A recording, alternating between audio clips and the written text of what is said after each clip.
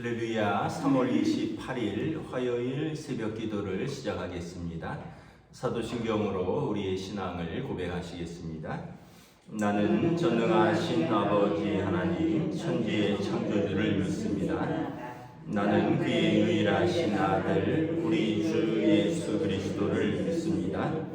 그는 성령으로 잉태되어 동정녀 마리아에게서 나시고 본디오 빌라도에게 고난을 받아 십자가에 못 박혀 죽으시고 장사된 뒤 사흘 만에 죽은 자 가운데서 다시 살아나셨으며 하늘에 오르시어 전능하신 아버지 하나님 우편에 앉아 계시다가 거기로부터 살아있는 자와 죽은 자를 심판하러 오십니다.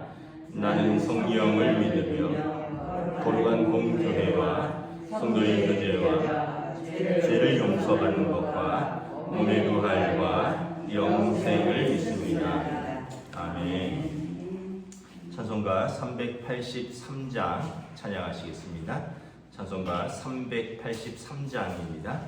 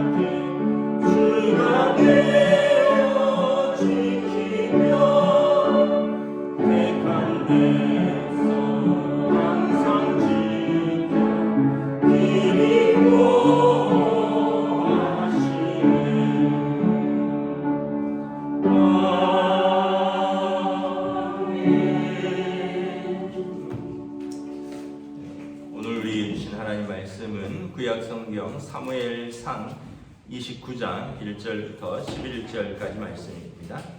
사무엘상 29장 1절부터 11절까지 말씀입니다. 다 찾으신 줄 알고 저와 여러분들이 한 절씩 교도하도록 하겠습니다. 블레셋 사람들은 그들의 모든 군대를 아벡에 모았고 이스라엘 사람들은 이스라엘에 있는 셈 곁에 진쳤더라. 블레셋 사람들의 수령들은 수백 명씩 수천 명씩 인솔하여 나아가고 다윗과 그의 사람들은 아기스와 함께 그 뒤에서 나아가더니 블레셋 사람들이 방백들이 이르되 이 히브리 사람들이 무엇을 하려느냐 하니 아기스는 블레셋 사람들의 방백들에게 이르되 이는 이스라엘 왕 사울의 신하 다윗이 아니냐. 그가 나와 함께 있은 지 여러 날 여러 해로되 그가 망명하여 온 날부터 오늘까지 내가 그의 허물을 보지 못하였노라. 블레셋 사람의 방백들이 그에게 노하니라. 블레셋 방백들이 그에게 이르되 이 사람을 돌려보내어 왕이 그에게 정하신 그 처소로 가게 하소서. 그는 우리와 함께 싸움에 내려가지 못하리니 그가 전장에서 우리의 대적이 될까 하나이다. 그가 무엇으로 그 주와 다시 화합하리까? 이 사람들의 머리로 하지 아니하겠나이까? 그들이 춤추며 노래하여 이르되 사울이 죽인 자는 천천히요 다윗은 만만이라도 이로다 하던 그 다윗이 아니니까 하니 아기스가 다윗을 불러 그에게 이르되 여호와께서 살아계심을 두고 맹세하노니 내가 정직하여 내게 온 날부터 오늘까지 내게 악이 있음을 보지 못하였으니 나와 함께 진중에 출입하는 것이 내 생각에는 좋으나 수령들이 너를 좋아하지 아니하니 그러므로 이제 너는 평안히 돌아가서 블레셋 사람들의 수령들에게 거슬러 보이게 하지 말라 하니라. 다윗이 아기스에게 이르되 내가 무엇을 하였나이까? 내가 당신 앞에 오늘까지 있는 동안에 당신이 종에게서 무엇을 보셨기에 내가 아선의 주 왕의 원수와 싸우지 못하게 하시나이까 하니 아기스가 다윗에게 대답하여 이르되 내가 내 목전에 하나님의 전령같이 선한 것을 내가 아나 블레셋 사람들의 방백들은 말하기를 그가 우리와 함께 전장에 올라가지 못하리라 하니 그런즉 너는 너와 함께 온 내 주의 신하들과 더불어 새벽에 일어나라. 너희는 새벽에 일어나서 발거든 곧 떠나라 아니라. 함께 읽습니다. 이에 다윗이 자기 사람들과 더불어 아침에 일찍 일어나서 떠나 블레셋 사람들은 땅으로 돌아가고 블레셋 사람들은 이스르엘로 올라가니라. 아멘. 할렐루야. 오늘 또 새날을 주셨습니다. 우리 주님 주시는 은혜와 평강이 함께 하시기를 축복합니다. 광고 하나 하도록 하겠습니다. 우리 주일날 우리 성도들은 들으셨는데 새벽 기도 오시는 분들은 또 못 들으셨을 것 같아서 광고를 말씀드리면 이제 예배당에서도 마스크 착용은 자율입니다. 편하신 대로 하시면 되겠습니다. 참고로 요즘 미세먼지가 많아서 밖에 외출하실 때는 어른들 하시는 게 좋을 것 같아요. 저는 이제 마스크를 안 한 지 저는 이제 몇 달 된 것 같아요. 그랬더니 마스크 하고 다닐 때는 지난 3년간 감기가 거의 든 적이 없어요. 근데 마스크를 안 하고 저는 몇 달 되니까 목이 요즘 간질간질하더라고요. 환절기라서 감기가 오는지. 그래서 이 마스크가 뭐 여러 가지 또 이유 장단점이 있구나. 답답하고 뭐 이런 거는 또 있는데 또 하니까 환절기에 감기 예방이라든가 이런 미세먼지 또 예방에는 좋을 수도 있겠구나. 그래서 하여튼 뭐 대중교통에서도 마스크가 해제되었기 때문에 이제 예배당에서도 여러분들 자율로 하시면 되겠습니다. 오늘 말씀에 보면 다윗 왕이 이제 블레셋의 한 왕인 아기스에게로 망명하였죠. 블레셋에 뭐 이렇게 우리로 말하면 그 전체 왕이 있는 게 아니라 이스라엘처럼 지역에 왕들이 있는 것입니다. 블레셋에 5 왕들이 있었는데 그 중에 하나가 아기스인데 이제 다윗이 그 군사 600명을 데리고 아기스에게로 망명했고 그리고 시글락이라는 그 성에서 후위를 도모하게 됩니다. 가족들도 많이 있고 하다 보니까. 그런데 이제 블레셋이 연합군이 이스라엘과 전쟁을 일으켰습니다. 다윗 입장에서는 참 난감하죠. 왜냐하면 이스라엘은 어쨌든 사울 왕을 피해서 망명하긴 했지만 조국이고 또 그곳에 있는 사람들은 이제 같은 민족 핏줄이고 근데 또 아기스에게로 망명했기 때문에 아기스에게 신세를 지고 있고 오늘 아기스가 이렇게 보면 다윗을 굉장히 신뢰하고 또 그를 아낀다는 것을 알 수 있습니다. 그러다 보니까 참 거기 신세 지고 있는 입장에서 전쟁이 났는데 자기와 자기 군사 600명이 있는데 또 안 나설 수도 없고 그래서 싸움에 따라 나섭니다. 전쟁에 따라 나서는데 2절에 보면 다윗과 그의 군사들이 제일 뒤에 섰습니다. 블레셋 사람들이 수백 명씩 수천 명씩 해서 수령이 수백 명이니까 이제 장수들이니까 그 밑에 병사들은 수천 명씩 되겠죠. 쭉 앞에 나가고 마침 아기스의 군대는 제일 뒤에 있었던 것 같아요. 그리고 다윗과 그의 백성들은 그의 이제 사람들은 아기스에게서 좀 신세를 지고 있으니까 그 뒤에 따라났는데 블레셋 사람들이 방백들이 이제 전쟁을 하려고 나서면서 점검을 해보니까 아니 제일 뒤에 다윗과 그의 병사들이 있는 거예요. 600명이. 그러니까 깜짝 놀란 거죠. 그러면서 아니 이 사람은 이스라엘 사람 아니냐?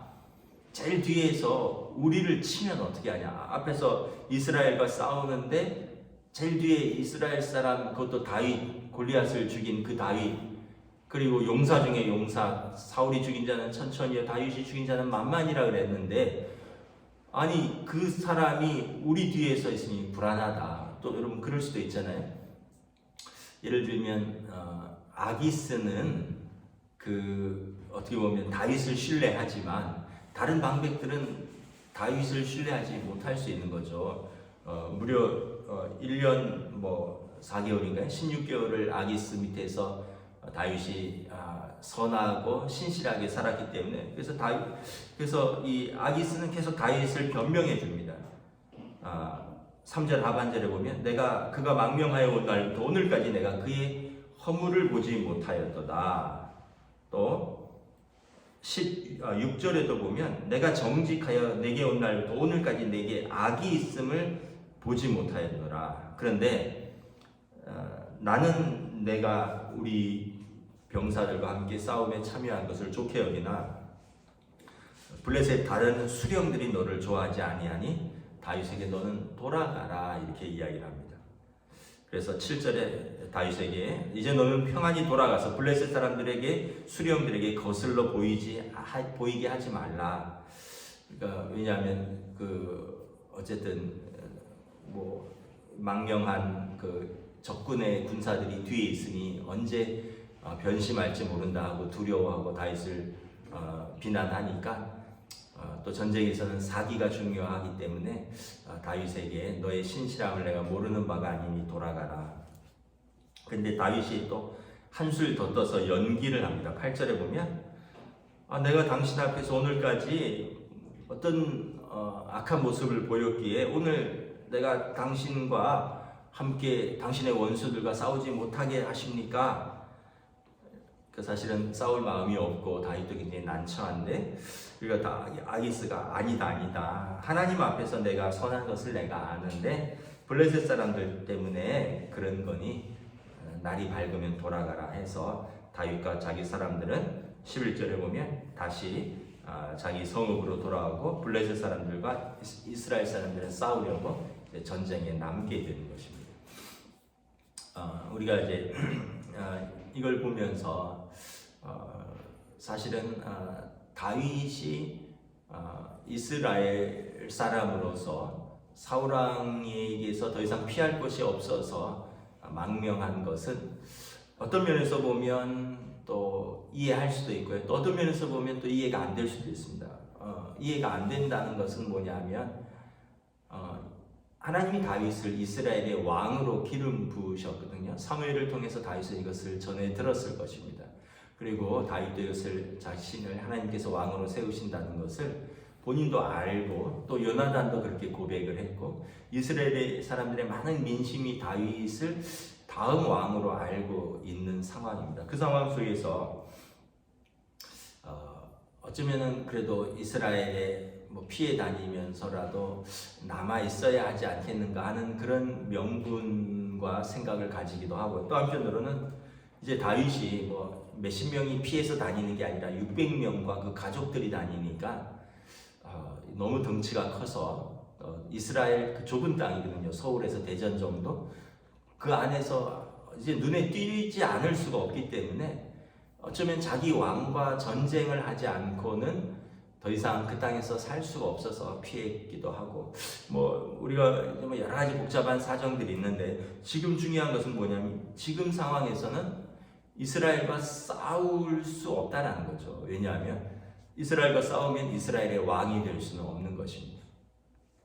나중에 사울 왕이 어쨌든 전사했다고 해서 다윗을 왕으로 추대하려고 할 때 사람들이 우리와 맞서서 적군 편에서 싸워서 우리 이스라엘 군사들을 죽이지 않았느냐? 그렇다면 여러분 어떻게 이스라엘의 왕이 될 수 있겠습니까? 만약에 여러분 우리가 예를 들면 그 과거에 일제 식민지였는데 일제 식민지에서 만주에서 우리 망명 정부가 활동을 하고 있었는데 뭐 거기 김주하진 장군 뭐 이범석, 홍범도 장군 이런 분들이 이렇게 게릴라전으로 만주 괴뢰국과 일본군하고 이렇게 싸우고 있었는데 만약에 거기서 김구 선생이나 김주하진 장군이 일본에 투항하였다가 거기서 이제 우리 독립군들하고 우리랑 싸웠어요. 그래갖고 우리 군인들을 뭐 몇 명 죽였어요. 나중에 해방이 되고 이분들이 다시 우리나라 돌아와서 우리나라의 정부의 뭐 수반이나 뭐가 될 수 있겠습니까? 왜냐하면 망명 정부의 우리 독립군들하고 일본 편에 서서 싸워서 뭐 총을 쏘고 죽이고 협력했던 사람인데 우리 정부에서 해방되어서 중요한 위치를 할 수 있겠느냐는 거죠. 똑같은 거죠. 다윗이 만약에 그렇게 됐다면 이제 이스라엘의 왕이 되기는 어려운 것입니다. 그런데 하나님께서 다윗에게 피할 길을 열어주십니다. 그것도 다윗이 전쟁을 반대할 수도 없고, 왜냐하면 아기스에게서 1년 6개월, 1년 4개월 동안 이제 그 신세를 짓는 입장에서 자기 지혜와 자기 꾀로 빠져나갈 수 있는 방법이 없었는데 하나님께서 그 길을 열어주시죠. 이제 블레셋 사람들에게 마음의 두려움을 불러일으키는 것입니다. 우리 뒤에서 또 우리 편에서 같이 싸울 수 없다. 다윗은 돌려보내라. 결국 이제 다윗은 돌아갈 명분이 생기는 거고 자기 민족과 싸우지 않은 명분이 생기는 거죠. 만약에 싸운다면 사울이 평소 주장했던 대로 왕에게 이제 모반한 역적이 되는 거죠. 왕과 싸웠으니까. 근데 다윗은 한 번도 다 사울과 싸운 적이 없습니다. 사울을 죽일 수 있었음에도 불구하고 죽이지 않았고, 사울은 다윗을 죽이려 했지만 다윗은 그러지 않았고, 또 자기 병사들을 일으켜서 사울의 군대와도 싸운 적이 없어요. 그러니까 다윗은 항상 그 명분을 지켰던 거죠. 우리가 이제 깨닫는 것은 뭐냐면 하나님께서 하나님의 사람들을 지키신다라는 거죠. 하나님께서 우리가 다 알 수 없는 지혜와 능력으로 하나님께서 하나님의 사람들을 지키신다라는 것입니다.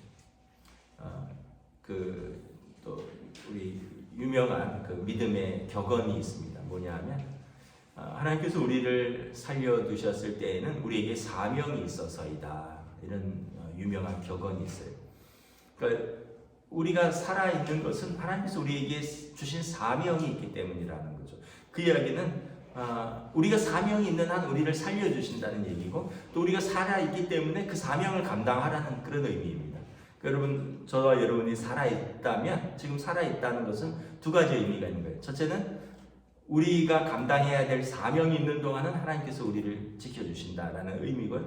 그리고 두 번째는 우리가 살아있으니 우리의 사명을 감당하라는 것입니다. 각자의 사명은 뭐 여러 가지가 있겠죠. 뭐 가정에서 가족을 돌보고 또 부양하고 가족을 지키는 것도 사명이고, 또 각자가 또 우리 교회에서 또 일터에서 우리를 통해서 하나님의 일들을 감당하고, 또 우리를 통해서 건강한 사회인으로서 또 국가에 이바지할 수 있는 것. 어떤 사람들은 과학으로, 어떤 사람은 또 지식으로, 어떤 사람들은 또 몸으로, 어떤 사람은 예술로서 각자의 사회의 구성원으로서 또 각 사회에 이바지할 수 있는 사명도 있고, 또 우리가 교회에서 목사로, 또 권사로, 장로로, 또 안수집사로, 또 각자의 직분으로서 또 받은 사명이 있는 거죠. 사명이 없으면 어떻게 보면 몸은 살았으되 어떻게 보면 영혼은 뭐 죽은 거나 마찬가지죠. 자기 사명을 모르니까. 우리가 그런 말을 하잖아요. 옛날에 요즘은 그런 표현 쓰지 않지만 식충이라고 밥만 축낸다고. 사명을 모르는 사람들이죠. 사명을 모르면 그냥 밥만 먹고 사는 사람들이에요. 여러분, 그래서 우리에게 주신 사명들을 우리가 생각하고 감당해야 됩니다. 그래서 죄송한 표현이지만 만약에 저와 여러분들이 그 사명을 포기한다면 하나님 나 이제 데려가셔도 됩니다 이런 말하고 똑같은 거예요. 여러분 만약에 하나님 나라에 일찍 가시려면 하나님 나 사명 다 감당했습니다.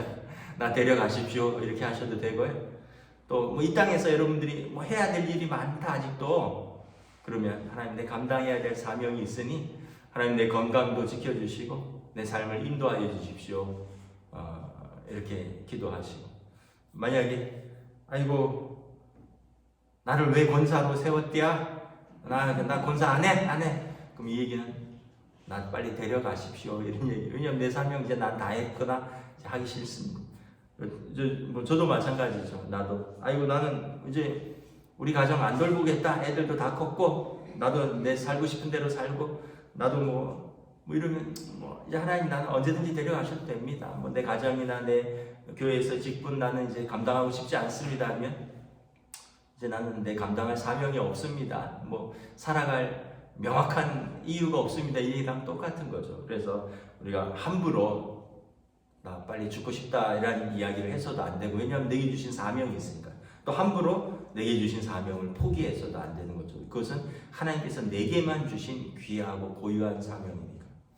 사울께서도 사도 바울 말하는 겁니다. 사도 바울 사울왕 말고 사도 바울.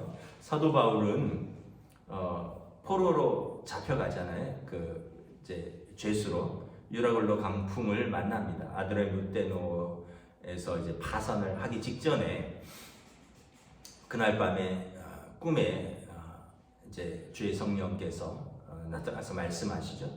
이 풍랑으로 결코 죽지 아니하리라. 바울에게 사명이 있었어요. 내가 로마에 가서 복음을 전해야겠다. 그때 그 선장 또 그 백부장 율리오 뭐 배를 인솔하는 사람들 이제 다 우리 죽었구나. 그 지중해 한가운데서 그 풍랑 속에서 우리 다 이제 죽었구나. 그런데 바울이 뭐라고 합니까? 그 풍랑 속에서 며칠 2주째를 먹지도 못하고 풍랑에 시달리고 완전히 기진맥진한 사람들에게 여러분들이요 안심하시오. 하나님께서 어제 내게 밤에 나타나 주셔서 말씀하셨습니다. 우리는 재물에는 손해가 갈지 모르지만 한 사람도 죽지 아니할 것이요 생명은 하나님께 있습니다. 그리고 그날 그 배는 파산했지만 다 몰타섬에 상륙하는 거죠. 그래서 여러분 우리가 하나님께서 우리에게 사명을 주셨고 오늘 우리를 살려주셨다는 그 사명을 감당하라고 있는 거예요. 정말 저희 가정에는 그런 고백이 하나 있어요. 우리 큰아들이 교회 옥상에서 떨어졌었잖아요. 지금 생각해도 아찔한데 근데 교회 옥상에서 참 두면은 그 한 10m 되는 높이인데 글로 안 떨어지고 다행히 우리 집 주방 쪽 베란다로 떨어져서 아이고 참 좀 군대 가 있는데 요즘 이렇게 일주일마다 이렇게 소식들이 이렇게 요즘은 홈페이지로 이렇게 올라오기도 하고요. 또 주말에는 전화도 옵니다. 근데 뭐 훈련 잘 받고 있다고.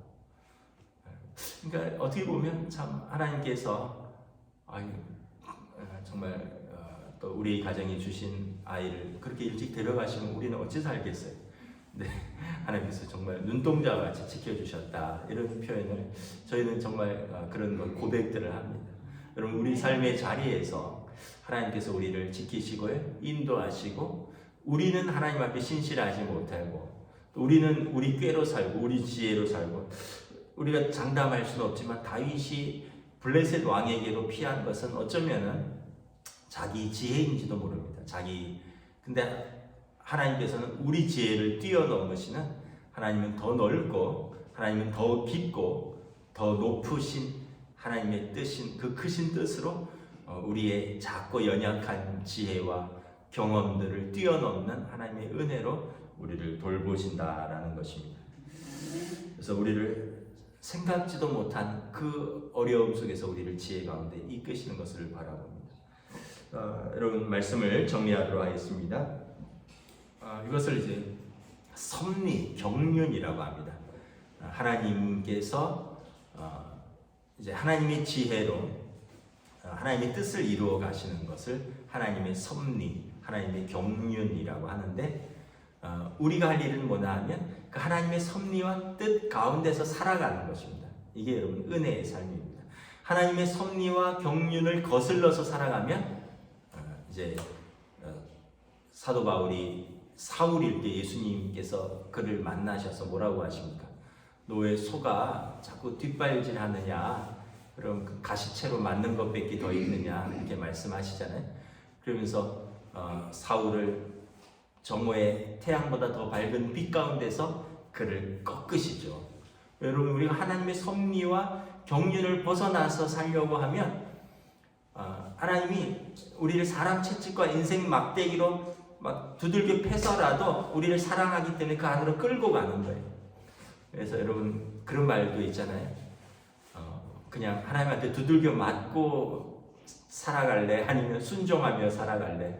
그런 말씀 있잖아요. 왜냐하면 우리를 사랑하니까. 사무엘하 7장에 다윗 언약이 나오죠.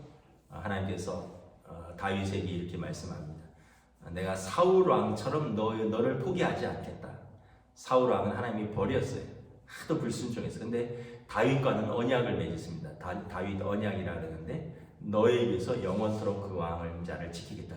메시아 언약인데 다윗과 그의 후손들에게는 잘못해도 하나님께서 사람 채찍과 인생 막대기로 다스려서라도 너를 붙들겠다. 사울처럼 버리지 않겠다. 그래서 나중에 남유다는 그 다윗 왕가가 쭉 이어지고 다윗 왕가를 통해서 예수 그리스도가 나오는 거죠. 하나님의 섭리와 경륜 속에서 사시기를 축복합니다. 네, 그래서 젊었을 때 사도 바울처럼 막 두들겨 맞고 막 눈 멀고 막 쓰러지고 이러면서 예수 믿지 마시고 여러분 우리가 하나님 주신 은혜 가운데 오늘 하루를 믿음으로 사시기를 주님의 이름으로 축복합니다. 기도하겠습니다. 하나님 은혜를 감사합니다. 참 오늘 다윗이 자기 민족 이스라엘과의 전쟁 속에서 싸울 수도 없고 또 피하자니 신세진 아기스 왕에 대한 도리도 아니고 아주 어쩔 수 없는 난감한 상황 속에서 블레셋 방백들의 반대로 자연스럽게 그 전쟁에서 빠지게 되는 어떻게 보면 사람들의 반대 같지만 하나님께서 그를 피하게 하시고 그를 건지시고 그를 도우시고 그를 지키시는 하나님의 지혜와 하나님의 섭리임을 깨닫게 됩니다. 이를 통해서 이스라엘의 왕으로서 자기 될 다윗이 자기 백성과 싸우고 자기 백성과 피 흘리는 그러한 비극을 피하는 하나님의 놀라운 섭리를 바라봅니다.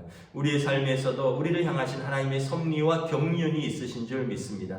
우리 삶에 고난도 있고 때로는 우리 삶에 우리가 인생을 살아가는 것 같은 지혜와 능력으로 살아가는 연약함과 또 하나님에 대한 무지함도 있지만 그럼에도 불구하고 하나님께서는 선하신 손길로 우리를 인도하십니다. 그러므로 다윗 왕은 후에 고백하기를 여호와는 나의 목자시니 내게 부족함이 없으리로다. 주의 지팡이와 막대기로 나를 이끄시는도다 고백한 것처럼 오늘 우리의 삶에서도 하나님의 사랑스러운 은혜와 섭리와 경륜 속에서 순종하며 믿음으로 우리를 지키시는 하나님의 인도하심에 따라 살아갈 수 있는 믿음의 하루로 인도하여 주시옵소서. 감사를 드리오며 우리 주 예수 그리스도 이름으로 기도드리옵나이다.